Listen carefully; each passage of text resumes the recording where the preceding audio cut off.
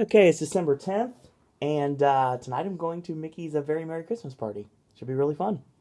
But obviously, that is me talking to you guys in the future. Because we are here, and it's the same day, obviously, because we're doing all this filming on one day, so we can knock everything out before I leave. No, actually, we've been doing this over the course of these real days. It's just, this is my only wardrobe for the rest of my life. There we go. Right on. And with no copyright infringement on that one either. So, after a lot of really odd bantering in the end of the last video from last week, we came up with a cryptic comment of greed. And this is actually going to be an interesting battle. And this was something we were talking about doing for a while. We're still in Oscar-themed verses, mind you. The Coen brothers are notorious for coming up with really amazing films and Oscar-worthy and Oscar-winning films. Thus, we have this battle right here. The movie that basically seemed like it started everybody's affair with the Coen brothers, their love affair with the Coen brothers as directors, and that's Fargo. And facing off against the Oscar juggernaut that was No Country for Old Men. So, AJ, take it away. Alright, we're going to... Actually, I should probably talk about why I chose these two. Okay. It's actually fairly simple. Because obviously the Coen brothers are basically their own genre. Of course. But, and these two movies are totally different in tone. Like, Fargo has dark moments, but it's mostly a comedy. It's mostly known for being a comedy. And No Country for Old Men is just pretty much as dark as you can possibly get. Yes. Still has comedy, but... Very dark. Yeah. And hidden there. Yes. I just wonder if you've possibly noticed that these movies have the exact same structure. They're both about... they both involve people wanting possession of a bag of money. True. In No Country, it's $2 million, and Fargo is only $1 million, and it's after the whole ordeal. And the first half hour is all the shit going wrong, like in No Country with Sugar going from vehicle to vehicle, and Llewellyn finding the money, and then being chased by the Mexicans, and in Fargo, the Jerry setting up the deal with Carl and Gare, and then the introduction to Jerry and his family and all that, and then them going to Brainerd and getting Gene, and then having to kill the cop, and then having to kill the witnesses.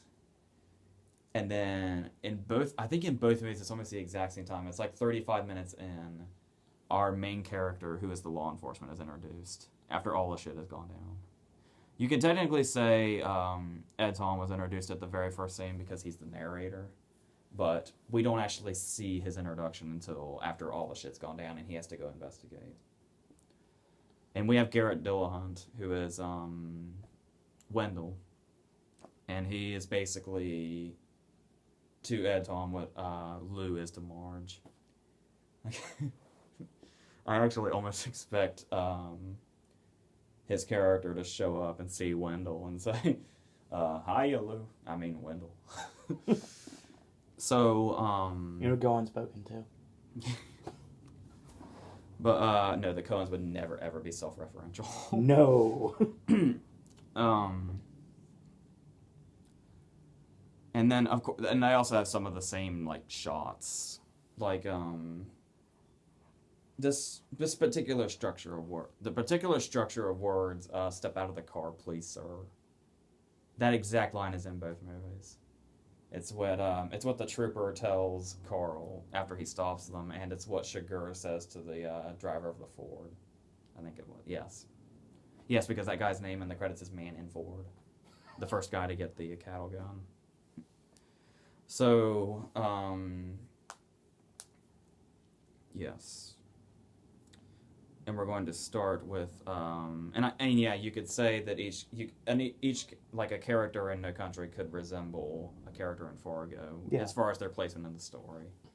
Because Tommy Lee Jones would be Marge, Javier Bardem could be Peter Stormare, and that would make Brolin Jerry. Obviously, Llewellyn is a billion times smarter than Jerry, but the guy who doesn't think he has enough and absolutely is greedy enough to need the money and gets himself into a situation he can't get out of. Interesting. I never thought of that before, but it's very true as you're laying it out here. So, and they both have a completely oblivious wife with Gene and Fargo and Kelly MacDonald in No Country. Alright. No Country doesn't have a Carl. It's too dark for one. The closest thing we get to a Carl in No Country is probably Carson Wells. That character that won't shut up, that thinks they're smooth. Mm-hmm. So there you go. There's another comparison. This was tailor-made for Versus. And also, I don't really get this, but I actually read it somewhere. Apparently, the shot in No Country where when the after the shootout in the hotel has happened and Llewellyn comes back down and comes through the lobby, when we get that shot that pans across the desk and we see the blood puddle where the clerk is. Apparently, that shot is intentionally directly the same shot that was used when Jerry drives by the parking garage after Carl killed that guy on his way out. So I wouldn't have picked up on that, but I actually read that somewhere. So now to the individual movies. We'll start with Fargo. Fargo was nominated for picture and director and supporting actor for William H. Macy, which is massive category fraud. Yes. And it won original screenplay, and Frances McDormand won Best Actress. Fargo is so beloved that actually a lot of people forget that it didn't win Best Picture. It was beat by The English Patient. And the Coens Joel Coen at the time was beat by Anthony Minghella. This is back when only Joel took credit for directing, and only Ethan took credit for producing.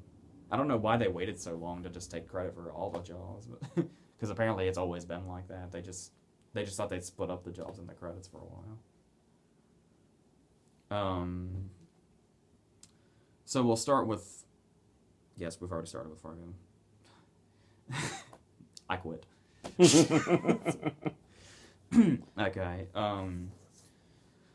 So we're introduced to Jerry, who is a fucking idiot. Yes, to say the least.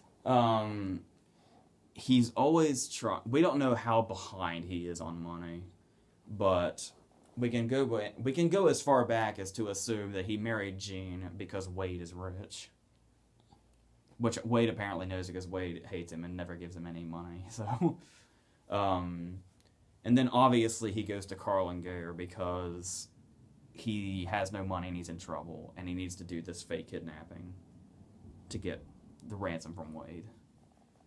On top of that, he's also gone through this. I don't know if this is tied into why he needs money or what's going on, but he's also part of this scheme that keeps coming back into the story where he runs a car lot, obviously. He's like the boss.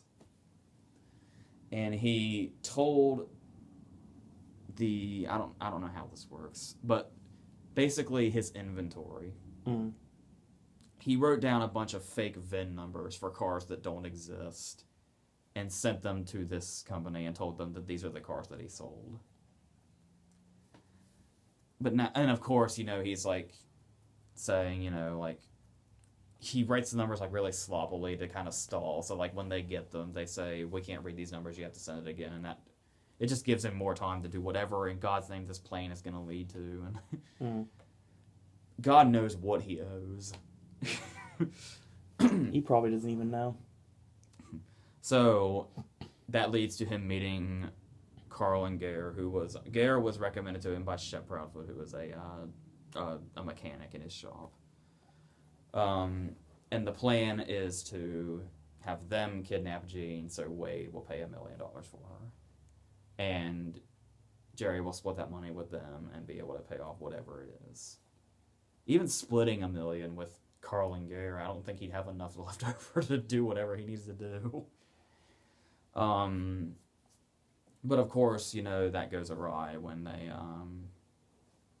this really dark scene where everything is fine. Well, first off, let's talk about this kidnapping. This one of the most inept kidnappings I think that's ever been on film. Gina's sitting on the couch knitting and watching TV. And Carl just walks up to the back porch with a crowbar and a ski mask on. And he's looking in the window. He doesn't even see that Gina's sitting right in the room and can see him clear as day. And then he breaks the window with his crowbar instead of trying to open it. And Gare's already in the house. He just came through the front door. And then she ends up hiding in the bathroom after she's bitten Gare. Like he's just looking for stuff for his bite while Carl's trying to catch her. And she finally manages to knock herself out by blindly running down the steps with a shower curtain over her. But they finally get her in the car when they're stopped by that trooper that realizes what's going on, so Gare shoots him in the head. And then these two witnesses drive by, and Gare leaves Carl outside, dragging the trooper off to the middle of nowhere, and chases after them and they flip their fucking car because it's snowing. And then he manages to kill them. And then we're introduced to Marge. And Marge and Norm, her husband, played by John Carroll Lynch, are like the epitome of like everything you think of when you think of a Coen Brothers character. Yeah. So a few things to talk about. Fargo has always been one of my favorite movies ever. Like, I think, like, when somebody asks me what my favorite Coen Brothers movie is, I don't know whether or not to say this, No Country, or Barton Fink. Depending on what day it is what answer you'll get from me. And they're all legitimate answers, too, because they're all amazing movies. Normally, the go-to answer is Fargo, but the question is what I'm feeling today. We'll find out. There's a few scenes worth mentioning. We'll start with the interesting detail that the script goes into. And it's something that always bothered me until I read into it. Which is the genius of the script itself. Well, first, before we go into that, we'll say it's supposedly a true story. That's what the beginning says. Apparently that isn't true. It's a bit like they took... Okay. There were like 2 murder cases in the 80s, apparently, and they took little pieces of those stories. And apparently there's like a whole separate incident from like another part of the country. And they took some from that. That's where the wood chipper was. But they made this totally fictional story out of it. But little tiny pieces of things. Like there was it's just a myth, but apparently there was once a rumor where a woman supposedly believing that Fargo was a true story went looking for the money that Carl buried and never went back for and ended up freezing to death. But that was just a myth, apparently. It's believable, though. The one thing that's very interesting about this screenplay is how nothing is really said about it. It leaves you to figure it out with her. There's this subplot that completely veers off right in the middle of the movie, where Marge gets a call in the middle of the night from an old school friend named Mike Yanagita. And he's this really, really desperate, hopeless person that's extremely lonely and is like a habitual liar. And she meets up with him and has lunch with him. And he's basically made up this fictional life for himself that he says is when she asks how his life is. Like, he says he was married to a girl they went to school with, and then she died. And he starts to weep. But then apparently he was never married to that girl, and she's not dead. Yeah. And that just happens. And it's like a good chunk of the movie. It's like maybe like 15 minutes are devoted to this. The movie's only an hour and a half. But then there's this moment where we just kind of see Marge wandering around shortly after she's told that everything was a lie by her other friend on the phone. And she's just driving around aimlessly, and we see her like that great shot of her at the Hardee's drive-thru where she's just like screaming "hello" into the intercom. Yeah. And then we see her just eating Hardee's in the driver's seat of her car, just parked somewhere. And then there's kind of a look on her face, and then she goes to interview Jerry for a second time. And that's when, like, Jerry basically outs himself by fleeing the interview. Where she runs around frantically in his office. He's fleeing the interview! Apparently what happened was I've heard a couple of things. Something along the lines of she noticed mannerisms in Mike Yanagita that were also mannerisms she recognized in Jerry, but she never really thought to put them together. And of course, learning that everything that he said was a lie, and how just the way he was like Jerry was acting. So she pieced together Jerry must be lying also. And said, like, I guess coming to terms with the fact, even though she's like probably the best cop in Minnesota, Mike managed to tell her this whole fictional story without her ever being convinced that it was a lie, and how Jerry could have been doing the same thing. So that's what that whole scene was for. It gave her the final epiphany to figure out that Jerry was untrustworthy. Which is a very roundabout way to go about it, but it gets you there. True. So, there's all kinds of things like that. Kind of like, there's a lot of subtle things to describe more about Jerry's spinelessness. Like that weird scene at the beginning where he's, the guy's buying a car for like $1,900 or something. And Jerry says, well, we're adding $500 for a True Coat. And the guy starts to get pissed off. Now, he could just buckle and say, okay, I'll take $100 off if you'll just stop yelling at me. But he says, I'll talk to my boss, and he leaves the room. Obviously, Jerry's the boss. Yep. So he just goes and he asks the guy if he has hockey tickets, and then he comes back in and says, my boss said I can take $100 off. And just because he didn't want to buckle in front of the guy. Smart move. Yeah, and I guess we can talk about Buscemi. Well, it's worth noting, I say the Coens are never self-referential. That's actually not true. Supposedly, the fact that Buscemi's character never once shuts up in Fargo is where Shut the Fuck Up Donnie came from. That makes sense. That's why he never gets a chance to talk in Lebowski. Makes total sense now I think about that. Just most of the scenes involving his character are gold. Like the one scene, like, where's Pancake's house? Like, the Coens are so articulate with their dialogue. It's like, Peter Stormare was telling a story on the special features of the DVD where he said he thought it was a typo. So when he did the take, he said, where's Pancake House? And they said cut, and they said, why didn't you say Pancake's house? And he's like, I thought that was just a typo. No, you gotta say, where's Pancake's house? But it's that scene, and it's when he asks Carl a question, and he just says, no. And then he says, I think that's like, I think that's the most you've said this whole trip. I mean, that's a geyser of conversation right there, man. Well, you know what? I can play that game, too. Two can play that game. I'm just going to not say anything either. We're just going to drive in total silence. Just total fucking silence. Not one word. Total silence. And it just goes on.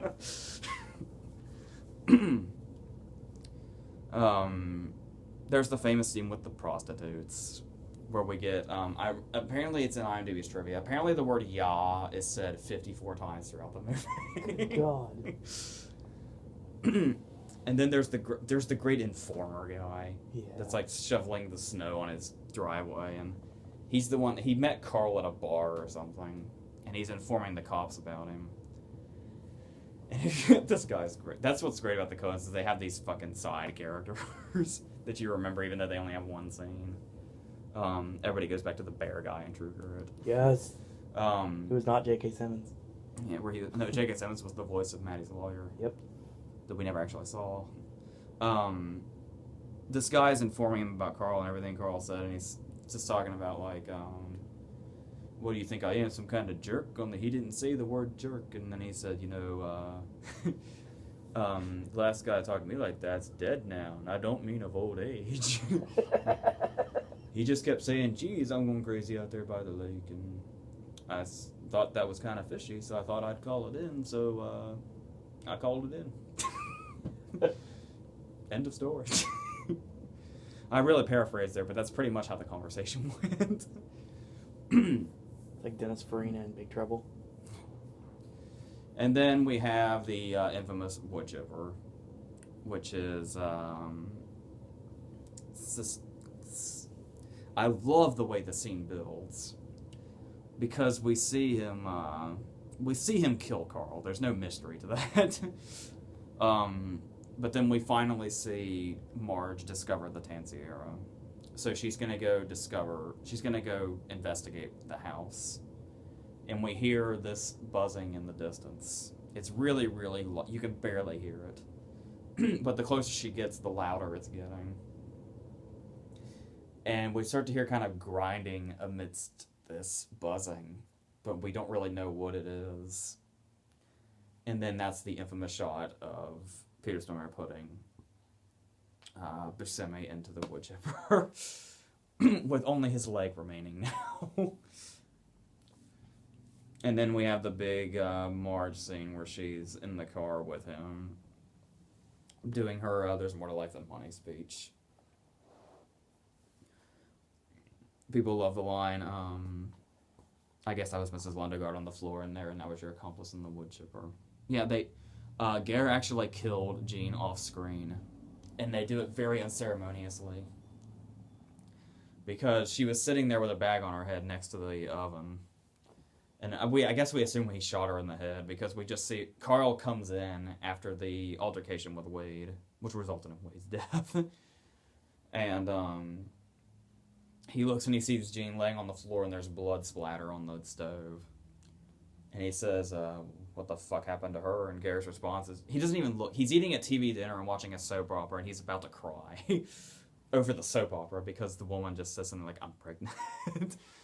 But without even taking his eyes off the TV and still eating his TV dinner, he just explains Jean's death as she wouldn't stop screaming.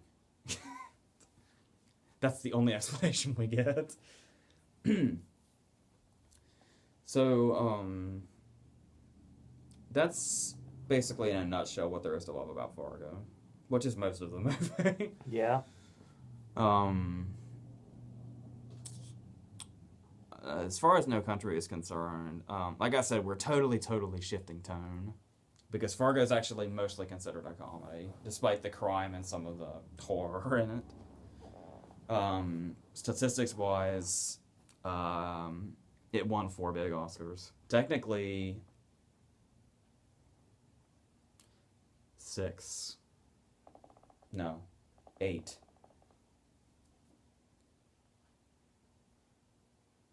Shit. 7. Yes, 7. Okay, it won 7 in all. Because the Coen brothers take credit for everything. I mean, together for everything. It won Adapted Screenplay, which the Coen brothers took. It took Director, which both Coen brothers got, which is the first time that's happened for 2 directors since West Side Story, and the only time since. Javier Bardem took Supporting Actor. And, of course, it won Best Picture, beating There Will Be Blood, which was... unheard of back then. It was one of the bigger Oscar throwdowns we've had for a while. So, well, there's the Social Network and The King's Speech, too, so... Yeah. But I think No Country was always going to win, but There Will Be Blood was such a massive movie that had such a massive love. It's interesting to think back on. I would have chosen No Country, but to think that No Country actually did beat There Will Be Blood is something interesting to think back on now. Very true. So, but there's really no backlash towards it, which is surprising. So, I think people just thought it was insane that the Academy had the balls to give No Country Best Picture right after they gave it to The Departed. That was like that was an insane couple of years. Very true. No Country also has those, where do I start talking about this? I guess I'll start with the first scene after the narration. Obviously, we start with Shiger getting arrested, and we don't know why. We never know why. I think in the book it's implied something about a bar fight is implied or something. Like he intentionally got himself arrested to carry this plan out. But he's taken in by that deputy, and we see the deputy on the phone talking about he's not sure what the cattle gun is. He thinks it's like for emphysema because it's an oxygen tank. And while this deputy's on the phone with like a superior, we see Shiger sitting in the background, and he's like working his way around because his hands are cuffed behind his back. But he basically climbs through his arms, so his arms are in front of him.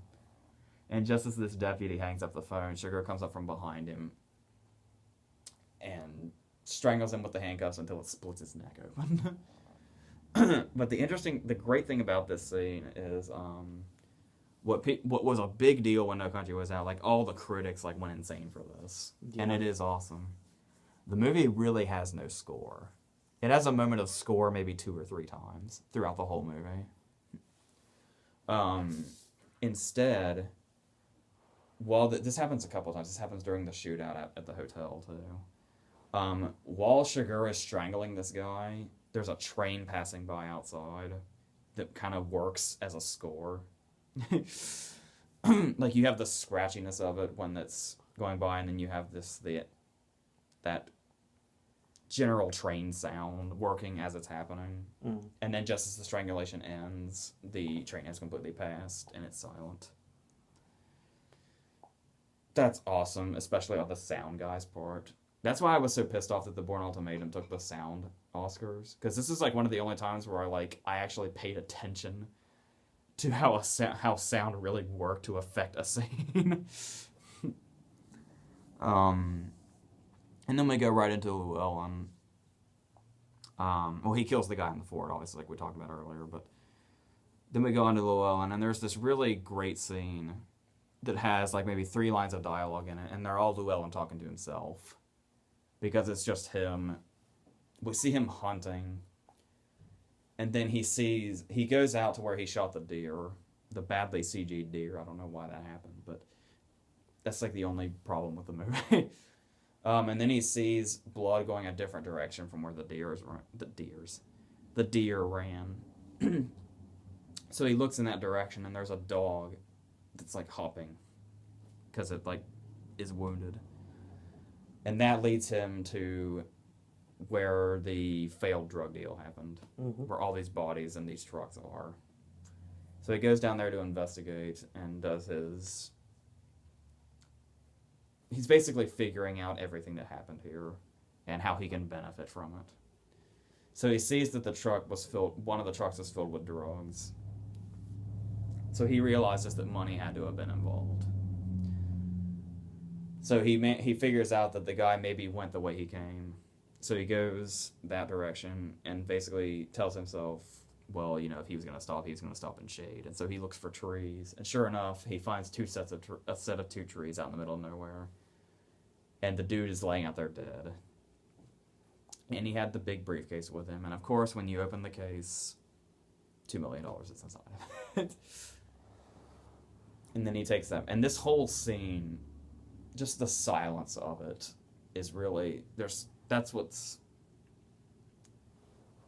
just something really engrossing about that I can't quite put my finger on. But there's a reason they went with that in their technique. So, and a lot of the scenes, like there's the scene with the coin toss in the convenience store that starts to have a little bit of score as that scene progresses, but it's not really apparent. Like it's just kind of there in the background. And then you have the scene where Shiger is driving across that bridge, and he sees the bird and he shoots at it. There's a tiny little bit of score there. Other than that, the movie is almost perfectly silent unless somebody is talking or doing something. Which is really helps tension. And when that that silent tension was not put to better use than the scene inside the hotel. This scene scares the holy shit out of a lot of people. Mm-hmm. He finally digs through the money.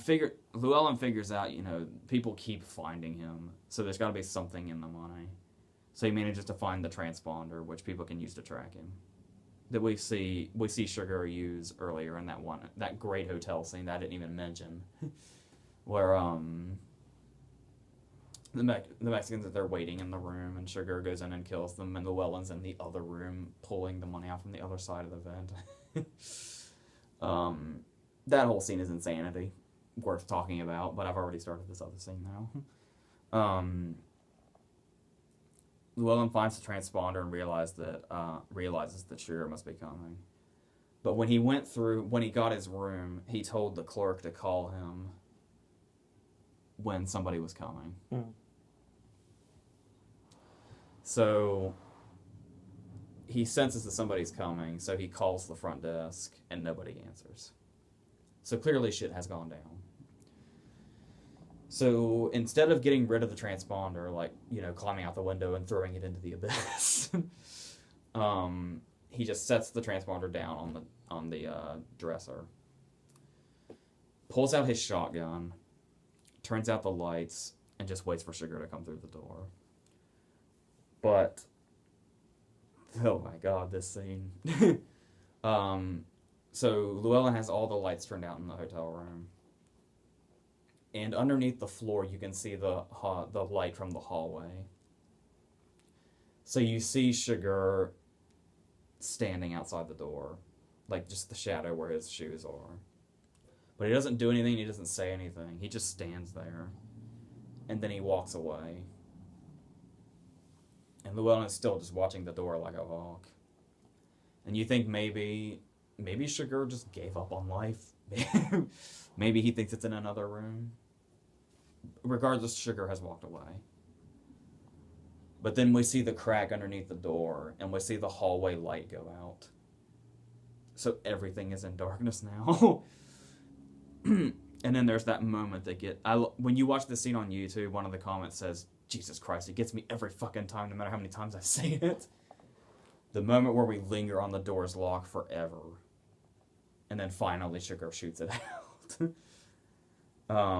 And then Llewellyn fires one shot at him and then leaves out the window. But the brilliant thing this scene does, we know it's Sugar that's hunting him. And we've seen Sugar many times. But through this whole scene, Sugar is hidden in shadows. Mm. We never see him through the door. We never see him on the other side of the door. And when he comes into the room as Llewellyn is climbing out, we just see his silhouette in the room firing. And then he goes out to the street where that truck driver picks him up. And of course the truck driver just gets shot from the abyss because we can't see where Sugar is.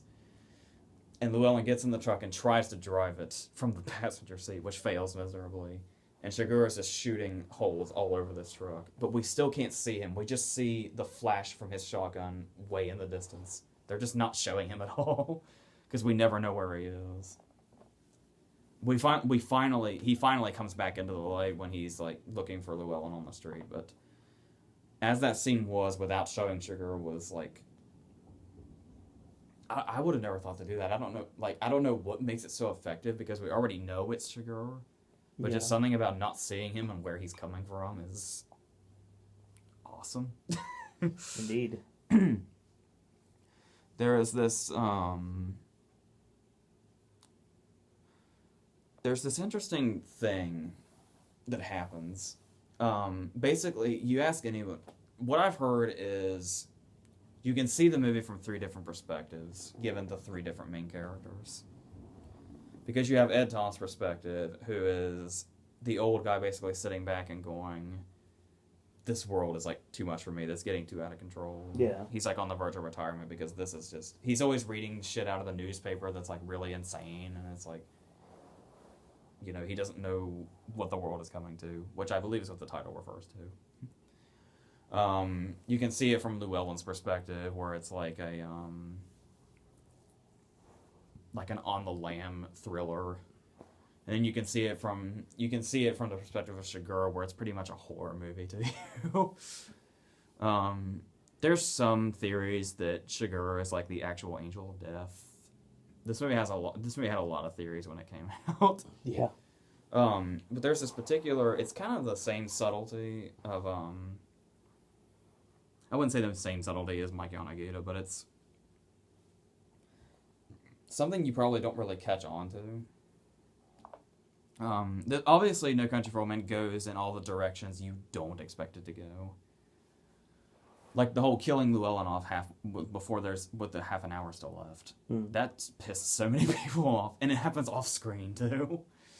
But the one particular scene with it's Carla Jean and Ed Tom having lunch, and they're discussing what's going on. There's the scene earlier with Wendell, where they talk about the guy in the Ford, who he killed with the cattle gun in the forehead. And Wendell says there was no bullet in him to take out. And he says, well, that doesn't make sense, because there's an entry wound in the forehead, there was no exit wound. The only way you could get the bullet out is if he went in there and dug around with a pocket knife, but that would be obvious and messy, so there's no possible way that could happen. So then later, he's talking to Carla Jean, and he's telling her a story about how his friend would kill Steer, or somebody in the town would kill Steer. Like how they used to, they had to like wrestle it and then shoot it in the head and do all this stuff. And then he says, well, nowadays they use a cattle gun where it's like a rod that they just shoot into their head and then it shoots back out and it doesn't even know what hit them. So he's literally answering the question that's boggling his mind, but he doesn't even realize it. Like in any other normal movie, that would have been the part where he had an epiphany. Yeah. And figured it out. But he answered his own question, but he's just so out of it that he just doesn't even...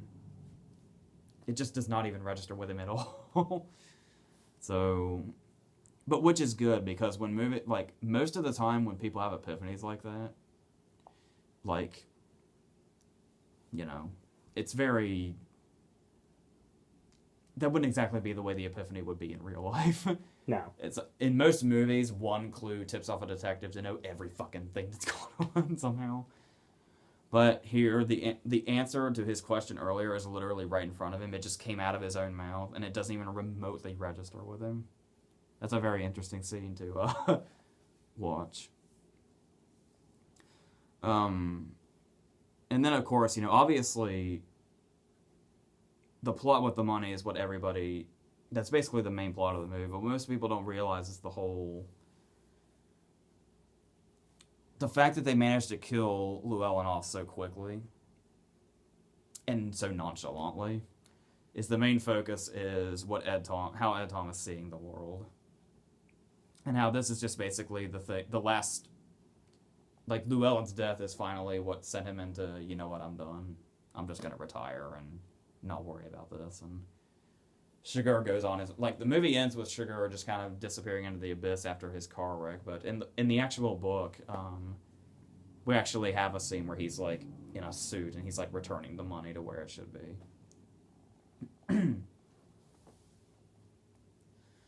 Both of these movies are masterpieces. And it's really weird to have... It's really hard to have to pick one. And it's a thing that I've always had trouble with. But I think I'll probably always choose Fargo. But both of them are two of my favorite movies of all time. So there's really not much of a loser here, but I think I prefer Fargo. I know Fargo's a little more straightforward, but I don't know. I think I just prefer it overall, just by the tiniest bit. So, but you know, like it's hard to do because they're so, the tones are so different. It's like talking about the same movie but two totally different movies at the same time. Mm-hmm. It's, but you know, yeah. I'd probably choose Fargo. All right. So next week we'll be doing the cryptic comment of Spotlight. You're talking really, really quietly. I don't know why. I just sorry. It just kind of like I just decided to. Are you afraid of waking the dead? No, there's no one in the house but us. But still, no. I don't know why I was quiet on there. Next week, your cryptic comment is Spotlight. So and then after that, we've got 2 more for December, and then that's going to be filmed when I get back. And then we have 4 in January. So we've got some really awesome Oscar-themed verses coming up in the next several weeks. So stay tuned. AJ, any parting words for this monumental battle? Not really.